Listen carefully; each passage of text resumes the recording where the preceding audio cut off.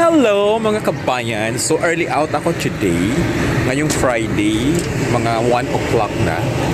Ayan, so babalik na naman ako mamaya mga alas 7 ng gabi. So ngayon nandito na po ako sa labas ng aming company. Ayan, so ito yung paligid. Sobrang init actually. Init! Hindi kasi ako sanay umuwi ng ganitong oras kasi normally ang uwian ko talaga 5 o'clock ng hapon. But since ayan, marami talagang ngayon promotion, kailangan kong bumalik mamayang gabi. Kasi